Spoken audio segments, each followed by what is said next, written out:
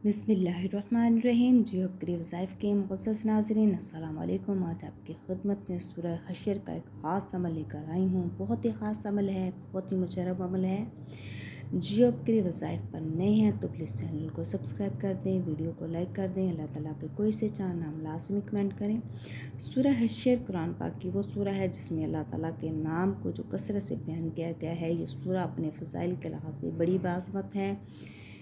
हर किस्म की हाजत रवाई के लिए इसके जो असरात हैं बेहद अक्सर हैं। अगर किसी शख्स को कोई हाजत दरपेश हो, आपकी कोई ऐसी ख्वाहिश है, ऐसी हाजत है, ऐसी मुराद है जो पूरी नहीं हो रही, इसको पूरी करवाने के लिए आपने 4 रकत नफल को इस तरह पढ़ना है कि हर रकत में सूरह फातिहा के बाद सूरह हशर पढ़ें। इस तरह 11 रोज़ तक अमल जारी रखें।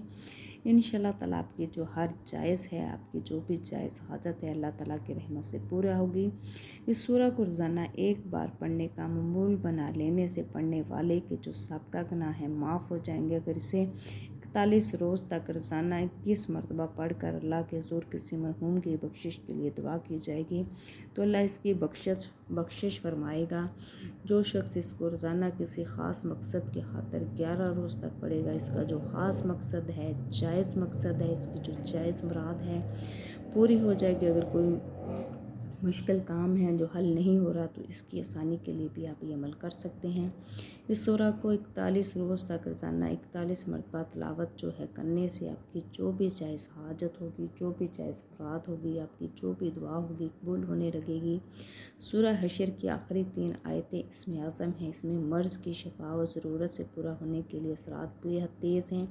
इसलिए जिस मर्ज़ के लिए भी ये पढ़ी जाएगी, खुदावंद करीम उससे अल्लाह के फ़ज़ल से जो है शिफा याबी हासिल होगी।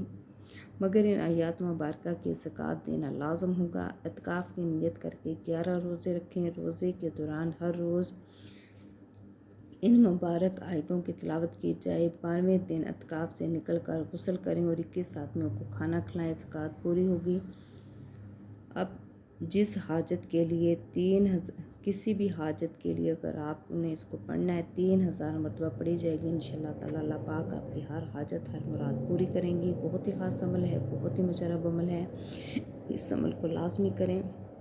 एक और रवायत में आता है, नबी करीम सल्लल्लाहु अलैहि वसल्लम ने फरमाया, जो शख्स इस सूरह को दिन या रात में सूरह हशर की आखिरी आयत पढ़ेगा, इस दिन या रात अगर इसका जो है विसाल हो जाएगा, वो फौत हो जाएगा, तो यकीनन सूरह हशर की बदौलत जन्नत में दाखिल होगा। बहुत ही ख़ास अमल है, बहुत ही मुजरब अमल है। सूरह हशर के जो फ़ज़ाइल और बरक़ात जो हैं हमने हदीस की रोशनी में जानी। इस अमल को लाजमी करें। किसी भी जायज़ हाजत, किसी भी मुराद को पाने के लिए, रिज़्क़ की तंगी दूर करने के लिए, जो बहुत बेहद जो है ये मुजरब अमल है। इसमें आज़म का इसमें जो अमल है, आखिरी जो 3 आयात हैं उसमें आज़म है। हर किस्म की मर्ज़ है, आपको जो है हेपेटाइटिस है, शुगर है या फिर बीपी का मसला है या किसी भी लाइलाज बीमारी में मुब्तला है, सूरह हशर की आखिरी 3 आयतें जो हैं इसमें आज़म हैं। इसमें मर्ज़ की शफा जो है पूरी होगी। आपकी कोई भी मर्ज़ है, लाइलाज बीमारी में मुब्तला हैं, तो इसकी आखिरी 3 आयत का आपने विर्द करना है।